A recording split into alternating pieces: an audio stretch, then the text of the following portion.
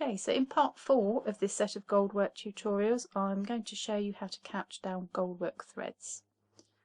So I'm going to work on the stem of the flower, so we're going to start here and work our way up to the top, and I'm going to use a couching thread called Japanese thread. Now this is the thread, looks like so, and I'll just pull the end of it so you can see how it's constructed. It's got a core thread there, and wrapped around the core thread is a sort of papery piece of gold. You can just see that there, I've unwound that, and that's wrapped around the thread tightly so you can't see the core thread, and that makes up your gold thread. Right, so Japanese thread is usually couched down in pairs like this. This is so you can see more of the gold and less of the thread, and you get that shine of the gold come through. So I'm going to put the two ends together. I'm going to place them along my stem. Now I'm using a single thread, that's strong sewing thread, put a knot in the end, and I've run this through the beeswax like as we have done previously. So I shall start my thread in the same way as before. So there's a knot in the end. Just take it down on one of your design lines, away from the area that you're going to work, and then 2 small starting stitches just to hold that thread in place.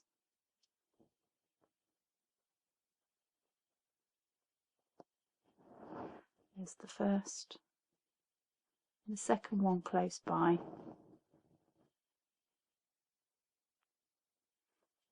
Don't make your thread too long, about 30 centimetres is enough.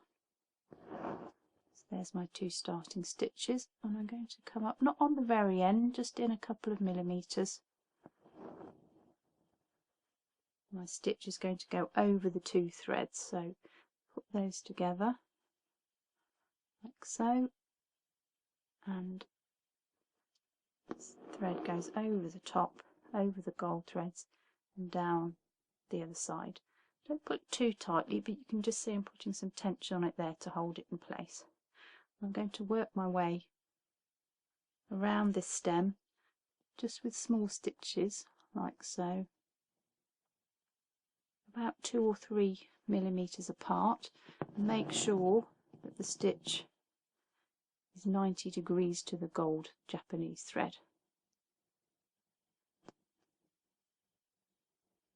Straight down with your needle, no angles here. You can just move those threads out of the way if you need to see where to put your needle. Try and place them as accurately as you can, straight up with the needle, over the top, straight back down, so that the needle's going in vertical. Just working my way along the threads. Don't pull on these 2 threads, just let them lie flat on the surface of the fabric. Make sure they don't twist over, that they're lying nice and flat next to each other.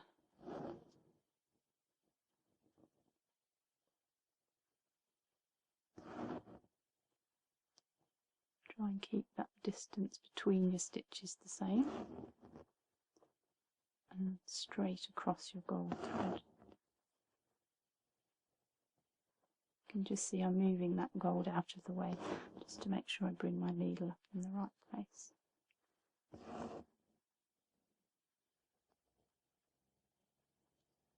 Make sure you cover your design lines as well, so if you need to come just a little bit over them to make sure you do that, that's fine.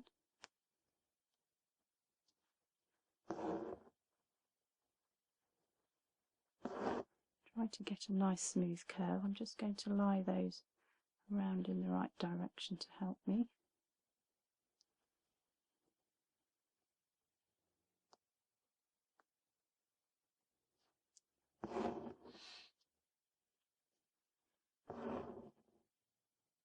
You can just see that fabric pulling down as I tension my thread. Too loose and the gold will actually pull out at the end, so enough tension to hold that firmly in place.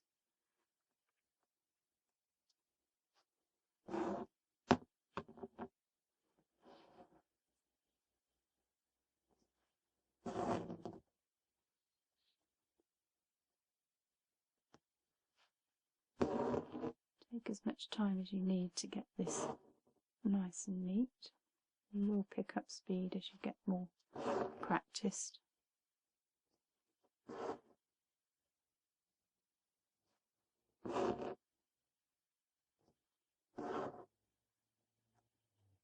I'm using a fairly fine needle for this. A 10 or 12, if you can manage it, is perfect. Embroidery needle, so that's one with a nice sharp point on it and a long thin eye.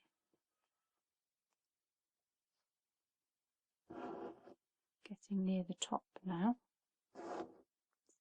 getting narrower, so just go carefully. I don't want to stitch to the very top because I need to take the ends of these threads through to the back of the fabric. Now you'll notice when I started that I left tail end of both the threads. 2 or 3 centimeters is about right, because these are the ends we're going to take through to the back. So I'm going to do the same at the top. I think one more stitch to leave yourself room to take those threads down. There's my last stitch. I just move those threads out the way. You can see there's a small space before the top, so my last stitch is here. I'm going to take these threads through to the back here. At the end, you can just finish that thread off. So just bring it up on the opposite line, your 2 small stitches, just to finish that thread nice and neatly. Back up to the top. And a nice sharp pair of embroidery scissors. Pull that up tight, snip it off close to your fabric. Then you can cut these gold ends, so about the same as the other end, 2 to 3 centimeters. You can just snip those straight off, like so. Right, I've got my 2 ends now to start again at the bottom, and I'm now going to come up this side and meet this at the top, and then I'll show you how to cope with the ends. Okay, so to work the other side, there's my starting knot on the top, my 2 small stitches, one here and one here, and then I've got 2 new pieces of thread. So again, don't forget to leave that little tail end there. The more practice you have, the shorter you can leave your tail end, but give yourself enough now, so about 3 centimeters. Place that in position. Just bring that on my design line just to make sure I cover it. Coming up the side of the gold and down over the other. It doesn't matter which side you come up or down at this stage. So don't crush them, make sure they're nice and flat next to each other. Keep those stitches a nice even distance apart, 90 degrees to your gold. You can just see the tail of my knot there in the way. So all you need to do, once you've done a few stitches, you can cut your knots off. So just pull them up, snip them carefully, don't damage the fabric, cut them out of the way, you can carry on.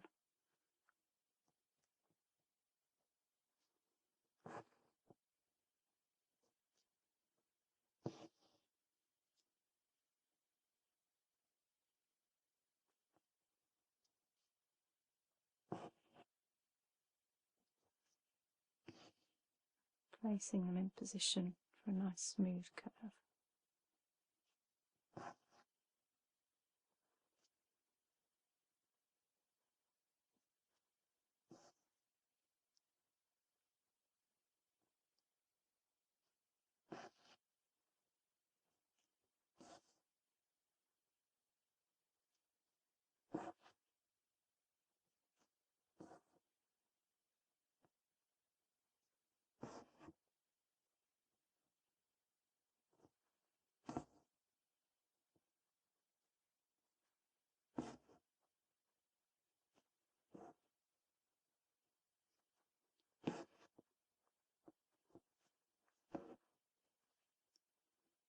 As the stem narrows, you'll see that these actually start to touch each other, which is fine. So come up on the outside.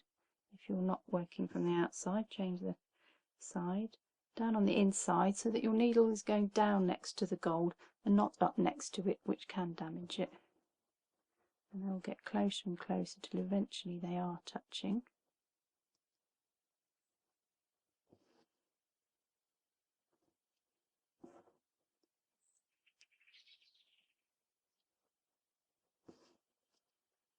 So just carefully where they do touch so you're not damaging the gold.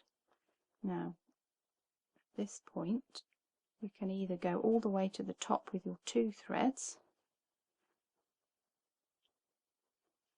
or you can drop one of them out. So I will drop one out and show you how to do that. So I'm going to take the inside thread, just put it to the side and bring that outer one in close. This will make this point narrower and a little bit more delicate. And I'm now just going to stitch over one. See that there? So this one is out of the way and I'm just going to stitch over this outside one. And I'll show you how to finish off this one in a moment. So just continue stitching over one, and this one will eventually touch these 2 on this side.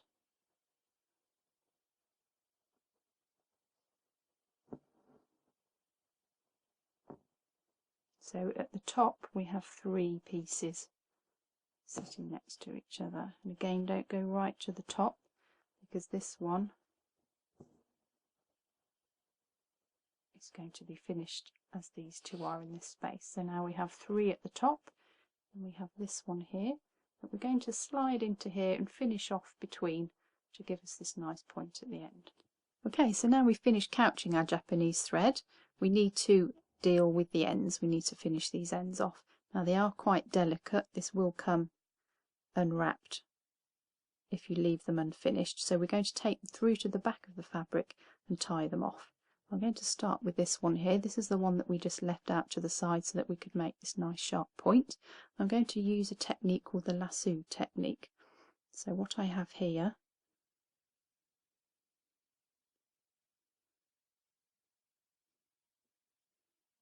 is a strong sewing thread. This is a buttonhole thread that I'm using, and a large needle. You can use a crewel number 5 or a chenille needle will work, and I folded this thread in half to make a loop, and I've actually threaded the loop through the eye of the needle.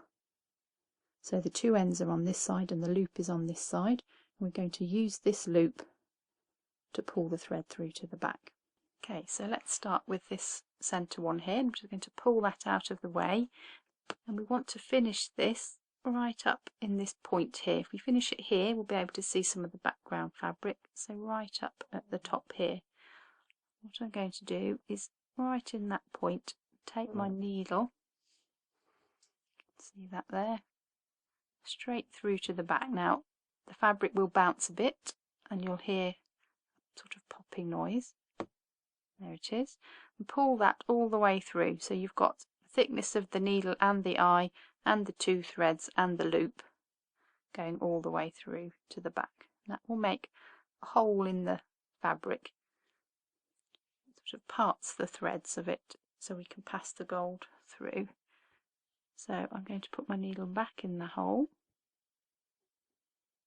and you can just circle it around just to open up those threads a little bit, take it back through.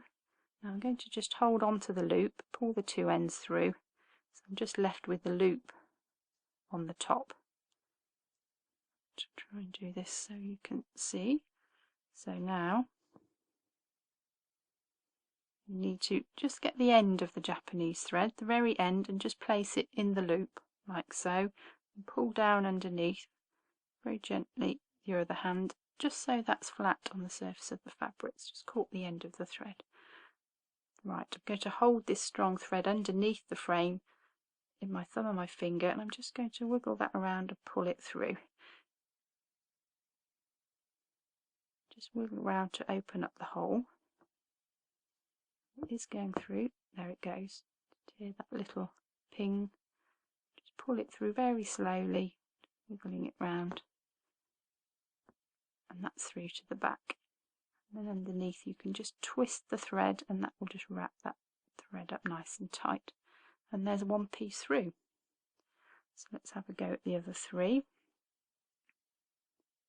Start with this one on the outside, and you want to come right up to underneath that purl here. Take my needle down, pull it through, you'll hear that pop. Pull it all the way through once, so the largest part has gone through. Needle back down the same hole. Just wiggle it round just a little bit to open up the hole. Pull it through, hold on to the loop, pull those two ends through. Just got my loop on top.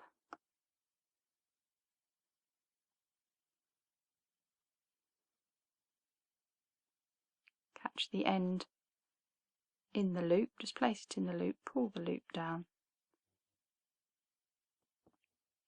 tightly, hold underneath, very tightly, wiggle that around, sort of a circular movement underneath. Just pulls through. Don't yank that through because you'll damage the gold, so just gently keep pulling it through. If you find that that gold paper has unwrapped itself, you can just hold the thread underneath, twist it back up. So that's the second piece through. This is the third piece. Now you want to put these as close together as possible, but not down the same hole. Make sure you take every piece through a new hole. I'm going to place that needle right next to the previous one. Straight down, pull it all the way through. There's the little pop, all the way through. Back in the same hole. Just twist that round again, open up that hole. Hold on to the loop, pull the two ends through. I'm going to catch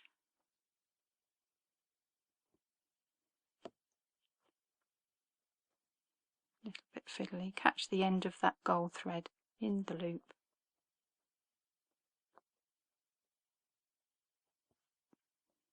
Like so. Just pull it gently to the surface of the fabric, hold the thread underneath, round in a circular movement underneath, and just ease that through gently. There we go. You can just see there how that gold has come untwisted from the core thread. I can pull that through gently and then I'll just twist it on the back, good as new. And then the last one, again next to that previous one, right up against that purl. Take your needle all the way through, little pop, back into the hole, take the through ends through, just got your loop left. There's the end of a Japanese thread, into the loop, take up the tension on the back, round in small circular movements. Don't pull on it, just tease it through. It feels a little bit like you're going to damage the thread, but you just go carefully, pull it all the way through to the back. There we go, I'll just twist that one up again. That's all my 4 pieces through. Now I'll show you how to finish it on the back. Okay, so now I've turned the work over, so this is the back. You can see the petals here, and here is the stem, and here's the ends of these gold Japanese thread that we've just pulled through. You can actually see the end there, how that's damaged as we've pulled it through. So we need to get these tied back so that they don't come undone anymore. So slightly bigger needle now, another embroidery needle with a point on it. I'm going to use a double thread now, just double that over and put a knot in the end and run that through the wax again. I'm going to tie these down. So what we're going to do is fold them back on themselves, so they've come up this way through to the fabric, and then I'm going to fold them back that way and tie them down. This means you can't pull them out on the front. So let's start with this one down here, and I'm just going to take my needle under a few of those stitches, not in the end there. Just go over a couple of times. If you want to pick up a little bit of the backing fabric as well, you can. Make sure you don't go all the way through to the front. This will just start that thread off. Just a couple of stitches.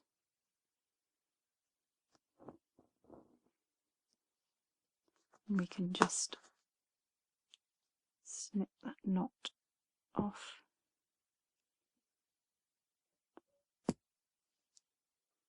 So it's not in the way. Lie your thread down, and then I'm just going to over sew back to the top where the thread came through that fabric. So just pick up some stitches, a little bit of the calico if you need to, like so, and that just pulls that down tightly. Make sure it's nice and flat on your fabric there, over the top and back underneath, picking up some stitches and some fabric. Just over sew it all the way back to the top. You don't need to do the whole length of the gold, just about 1 centimetre is plenty, as long as you secure that firmly. I'm pulling this quite tight.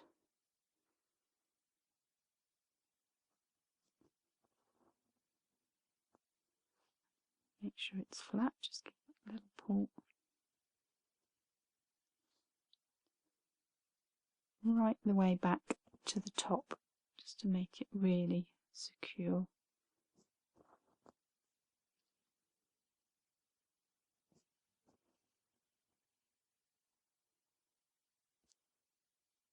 Because once this is finished, I'm going to cut that end off, and that will be what holds this in place. So once more, just for good luck, and if you just pass the needle back through that loop now, that will just knot the thread around that gold, and that's that one finished. You can leave your thread on. I'm just going to cut the end of this. You can cut that right up to your stitches, really close. So you just leave a small end sewn down nice and tightly, securely, not going to come undone. So let's just use this thread to do the other two. Just walk it up. Now I'm going to fold these back in the direction they came as well. Always try to fold them back on stitching you've already done.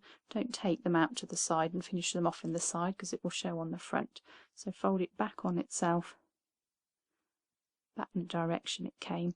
Now if you have more than one, you can do 2 or 3 together. I should do 2 and then the third one do at the end. So bring 2 down, and you can just put a stitch in to hold them in place.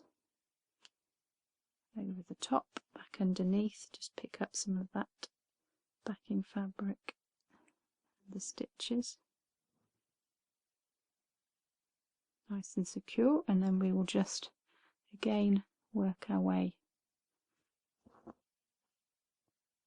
back up to the top where it came through to the fabric. Nice and tight, and around the gold, catching in the fabric underneath. Just sticking up a bit, so just pull those down.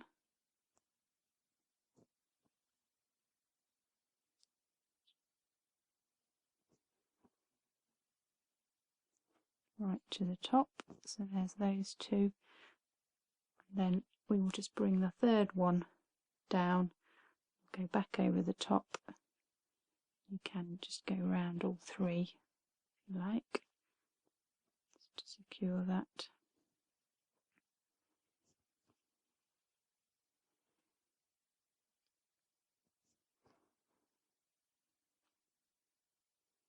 Make sure they're nice and flat, nice and tight. around all three just to secure those. Happy with that, that's not going to come undone. So once more through the loop just to finish that thread off.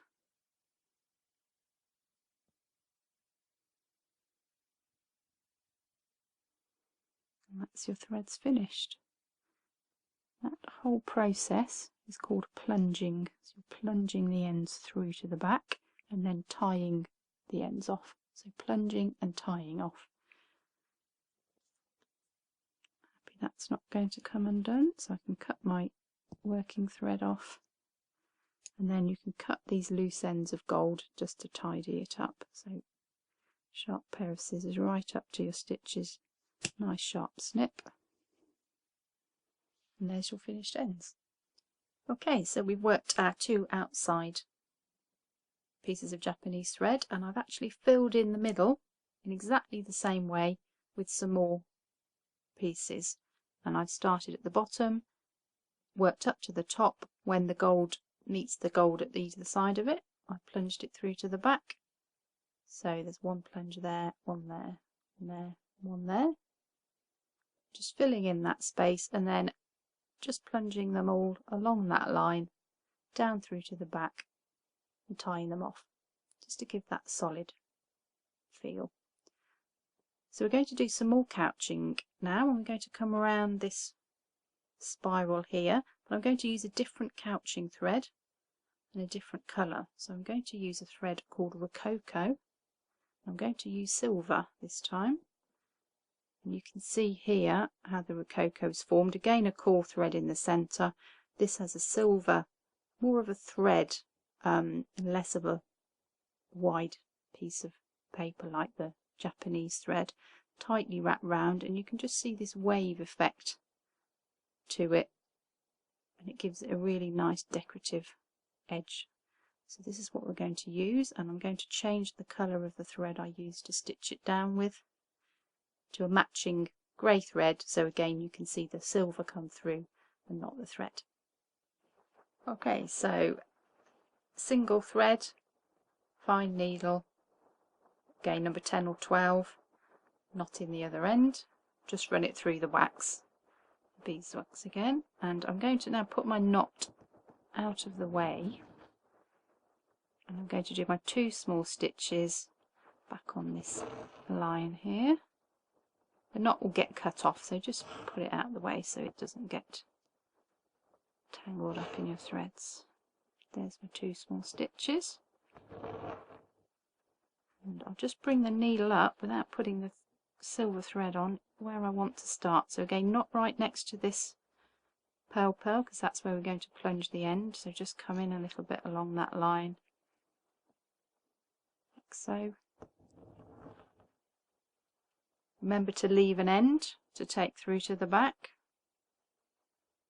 a couple of centimetres. You've had some practice at plunging now, so you can probably shorten that length that you take through to the back.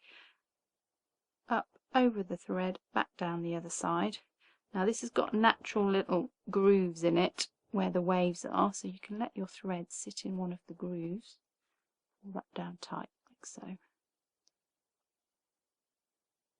So work along the waves of the Racco thread. Down nice and tight over the top, back down the other side. I'm putting this down singly just because I want a nice detail, and this is such a pretty thread. It works really nicely on its own.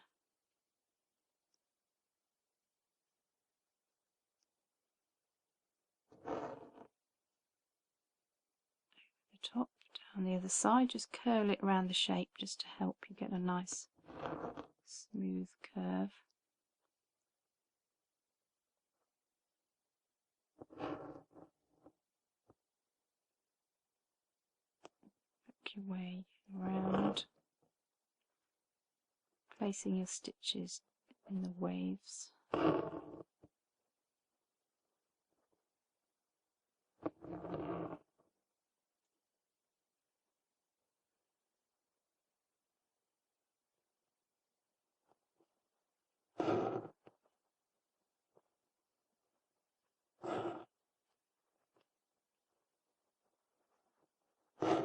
your stitches nice and tight.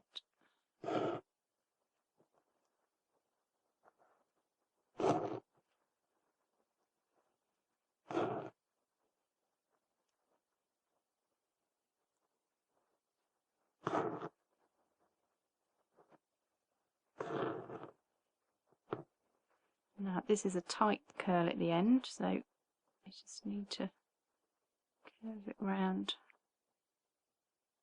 first. Just make sure I've got it exactly where I want it, and actually hold that in place now while I stitch that down.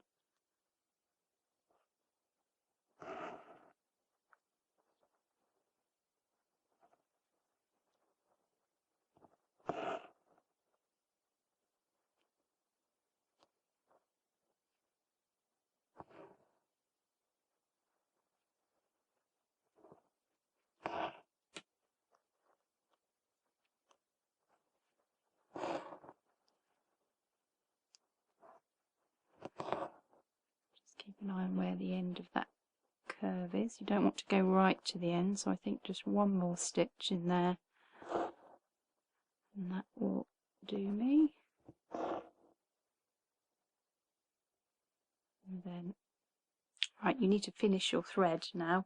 There isn't many places to finish, as you can see, because we're in the middle of the design. So you can do two ways to finish your thread. You can either turn your work over and thread it through on the back, or if you're really careful, you can just slide your needle out from underneath and do your two small stitches underneath that Rococo. It just saves you turning your frame over. One stitch, do the other one this way.